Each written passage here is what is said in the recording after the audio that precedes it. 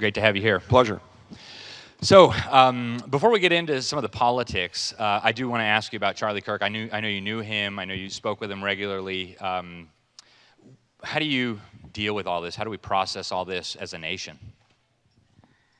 Yeah, so, I mean, I could speak at some great length on that, and you've already covered it very well.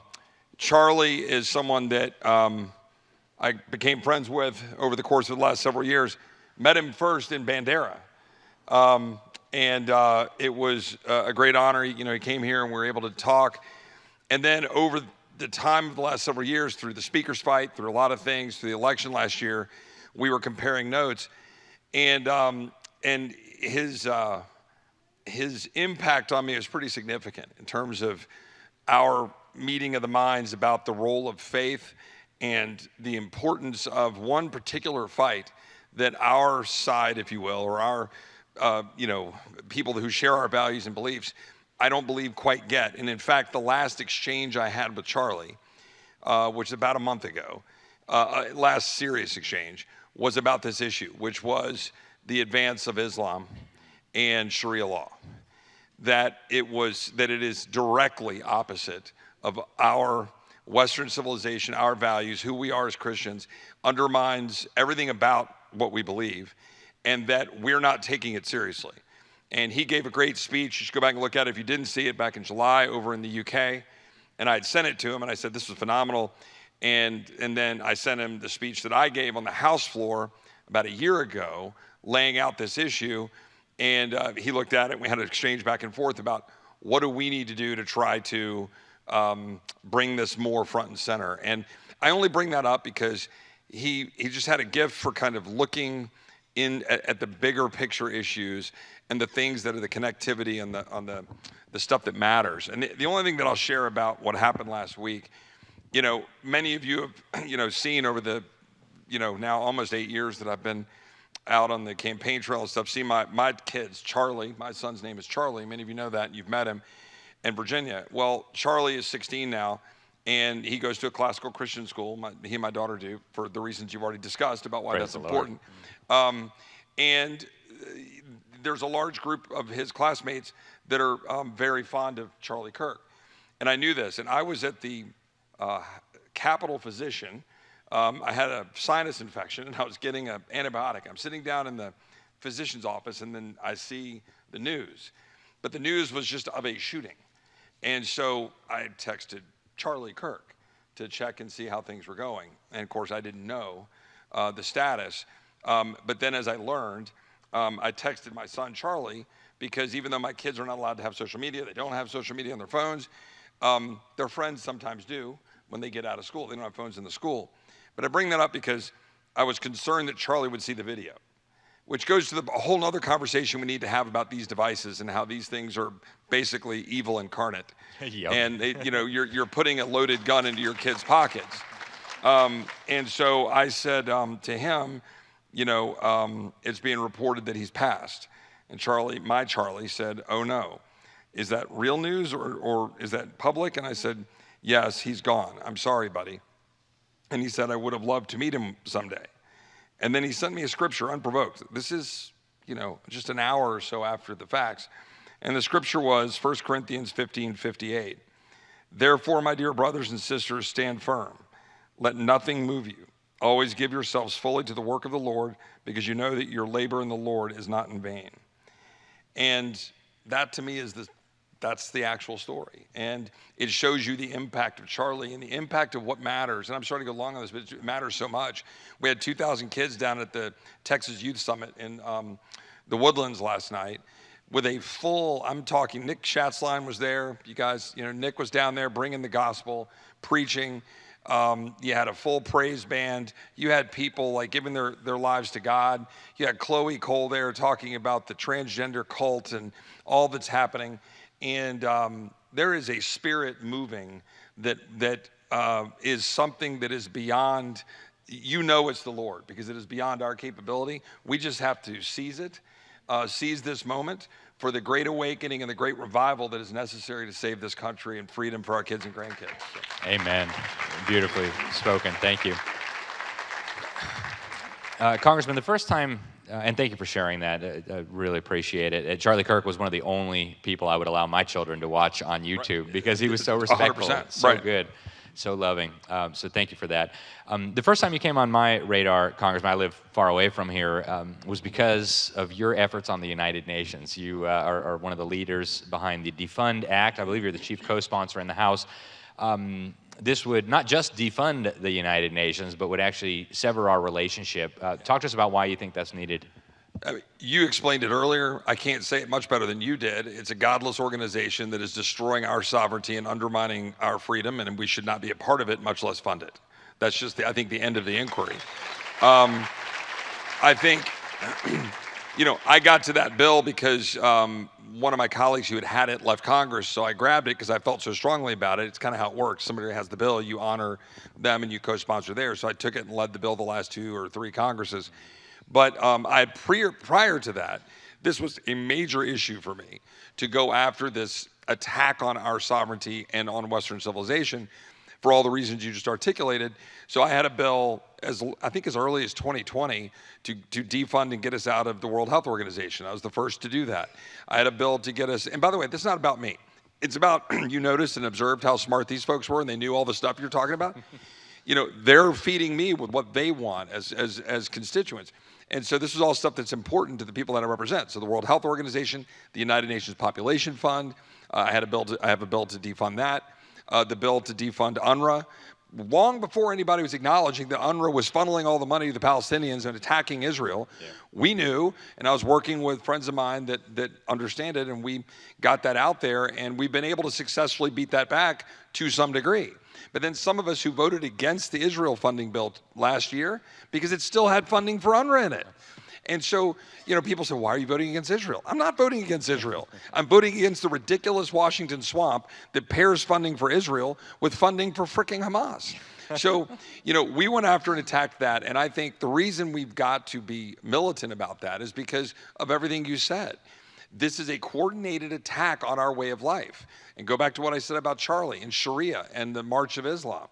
All of that is undermining our freedom and our way of life. And so we need to defund all of those entities and more.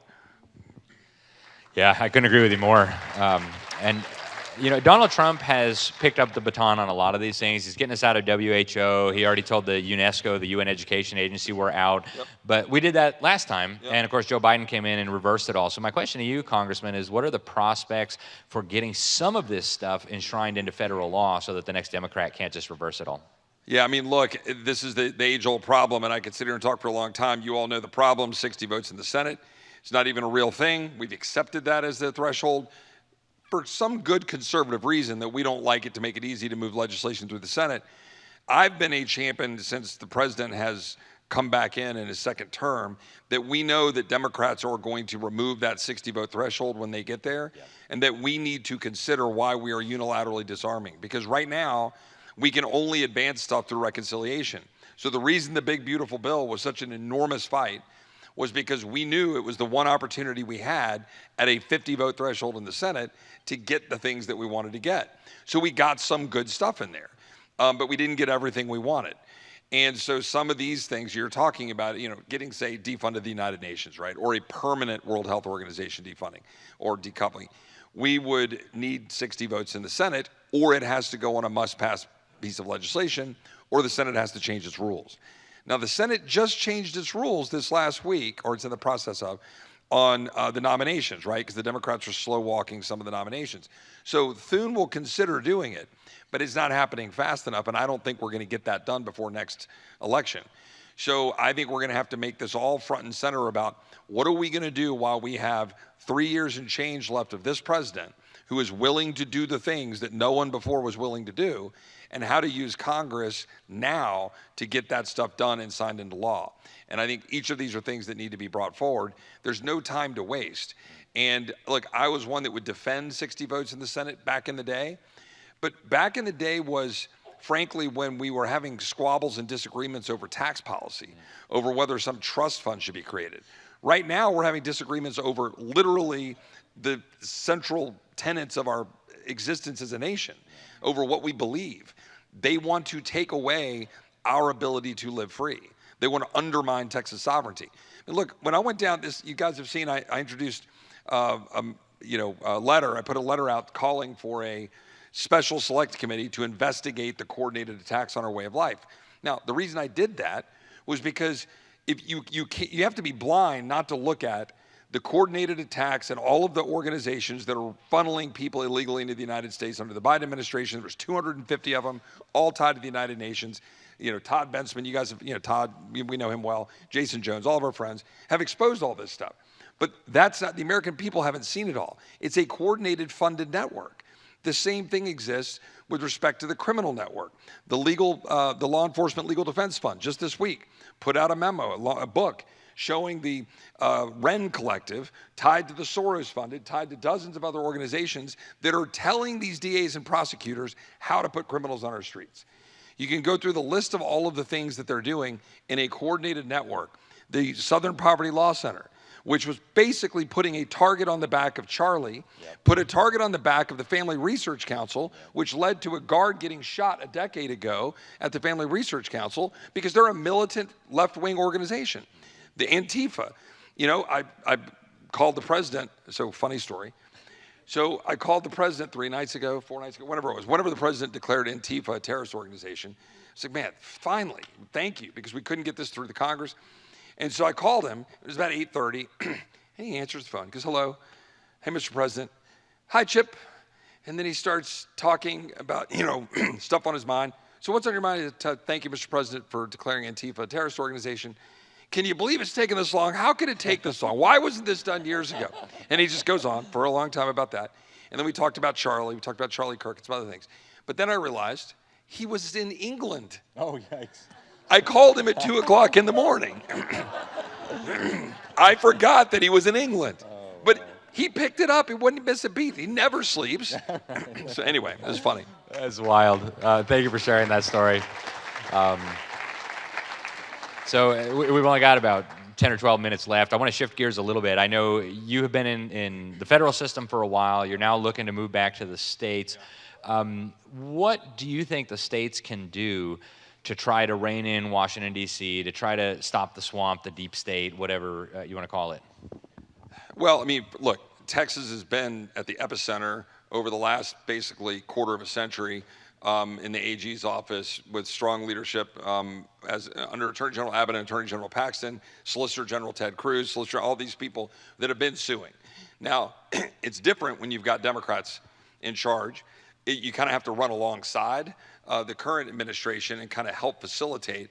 But where the most, I think the value is, strongest right now looking forward is looking at the attacks on us as Texas. What can we do to position ourselves on a lot of the issues I've just talked about? How do we go root out those organizations and those entities that are putting criminals on our streets? Soros, the reined collective, all that stuff. That shouldn't exist. Right. Why should we accept that or tolerate that? Just don't, right? How can we go after, for example, the big corporate entities, the corporatism that is destroying small businesses, undermining our way of life, buying up our companies, driving up the price of insurance. A lot of them, by the way, global entities. The AG's office has a lot of power, and the state of Texas has a lot of power to say, no, you don't. We're the seventh, eighth biggest economy in the world, 30-odd million people. We should actually go and fight that stuff. We can go fight the spread of Sharia and go fight the spread of the Islamist movement that is resulting in not just Epic City. That's like a shiny object that's bad, but it's 1,500 mosques that are popping up every day. It's more mosques than any other state in the country that exist in this state. That's a problem. I don't mind saying it. I don't have no problem saying it. By the way, we said before about politicians, I've said on the House floor virtually every single one of those things that of course we shouldn't trust the public education system. Of course we shouldn't. That's why my kids are in a classical school.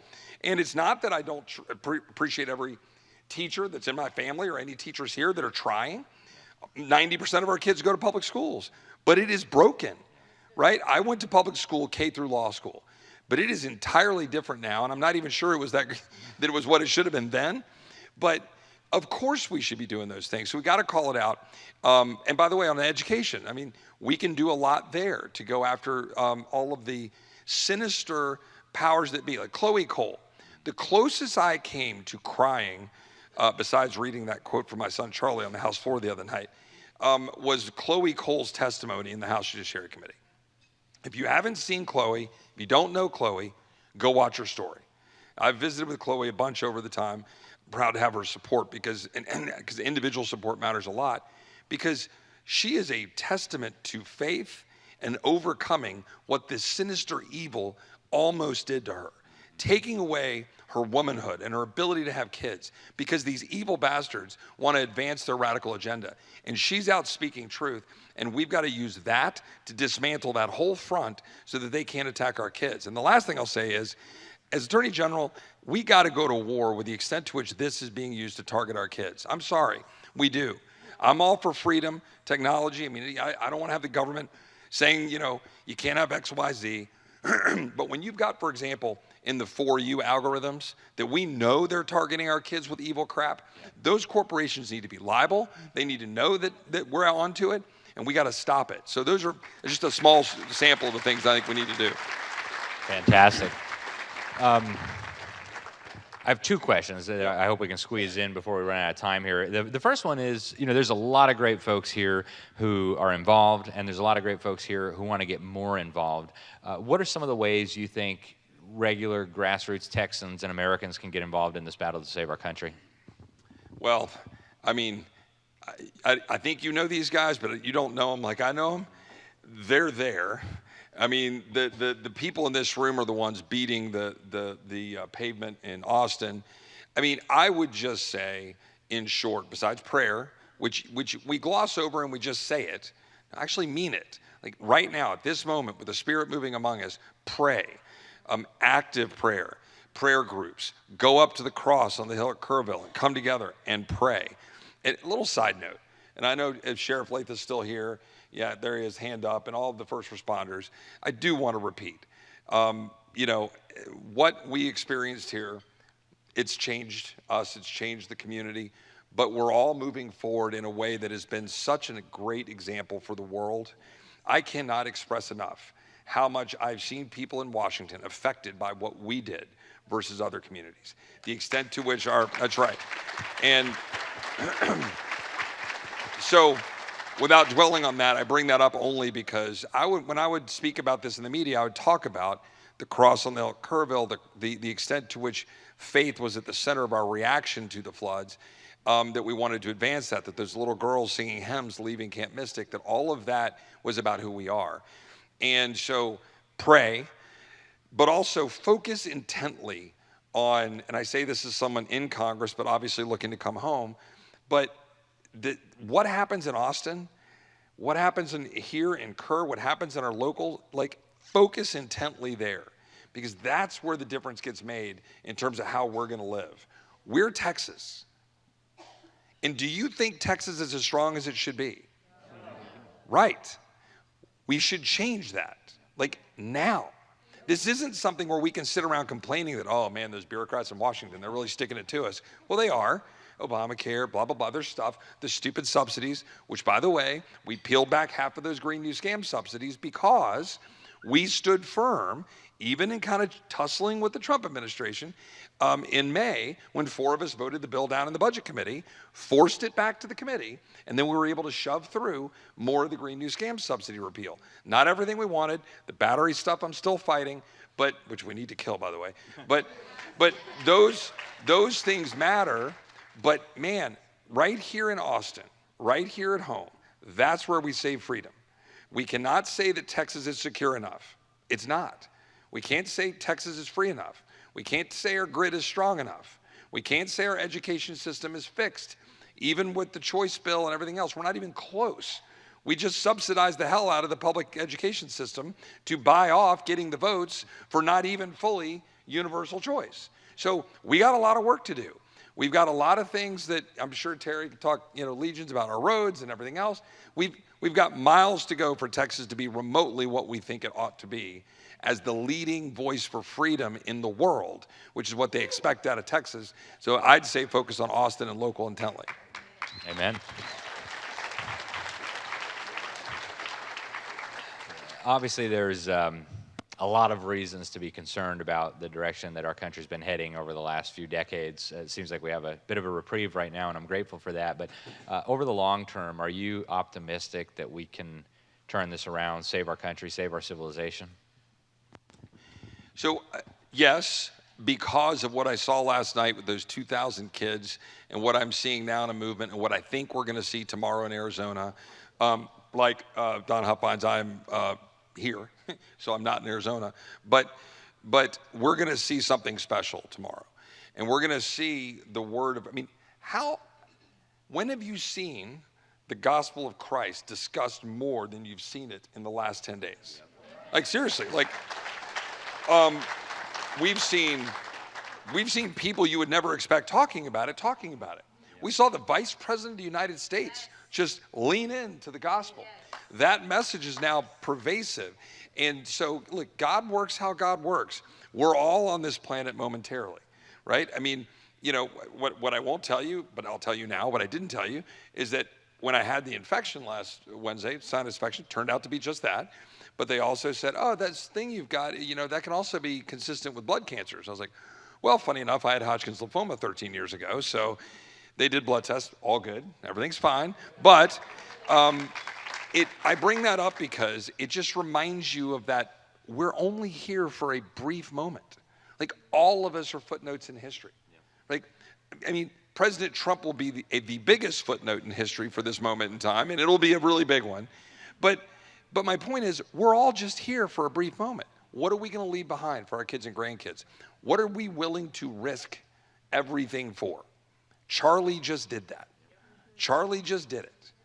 And he did it for all of the right reasons. And all of our forefathers that ran into the wall of bullets in Normandy, why did they do it? Why did the founders pledge their lives, their fortune, their sacred honor? What are we willing to do? What are we willing to risk? And I think that's, to answer your question, watching these kids, a new generation that can know the Lord and to understand that that's central to our existence as a nation, not just their own salvation, but our nation. We are and need to be and must be a Christian nation if we are going to succeed as a nation. And I believe we will be, and I believe we can have revival, and I believe we can have that kind of rebirth as a nation in our founding principles, as you talked about, and all of those great, you know, the Articles of Confederation, all those different things. But the last thing I'll say is this. It ain't going to be easy. You rightly decried and said the people that are trying to foment civil war and use it for their grift, 100%. But we have to be mindful of the fact that Charlie was shot. Yeah. We have to be mindful of the fact that last night at a student, you know, or really, you know, a young Texans event, right? They had to haul in a bunch of security. They had snipers on the roof. They had SWAT teams around the building. The security tomorrow at the football, can you imagine what that's going to be like? It's a new era, a new world. Now, I think we have to walk through all of this fearlessly and just put the armor of God on and march forward. You know, we could, you know, hit a deer or a car on 16, you know, flying back up the highway tonight. Things can happen, but it's a new world. And I think we have to be mindful of the fight that's in front of us. And we need to be prayerful and thoughtful about it. We need to be sober. But we do need to recognize that the other side does, in fact, want to kill us in our way of life. And so that means getting through that. And when we get through the other side of that, like the founders, it will be glorious. And it will be wonderful. And it will be a new and bright and shining day for our kids and grandkids to live in the America of our dreams and of our what we all want to have for them. But we're going to have to do it. We're going to have to be willing to march through this. It's here. And now it is upon us to do what those generations did. And then I believe we will get there. Phenomenal. I think that's a great note to end on. Thank you very much, Congressman. Fantastic. No, thank you. God bless you. Thanks, Alex. God bless Thanks, you everybody. too. God bless you.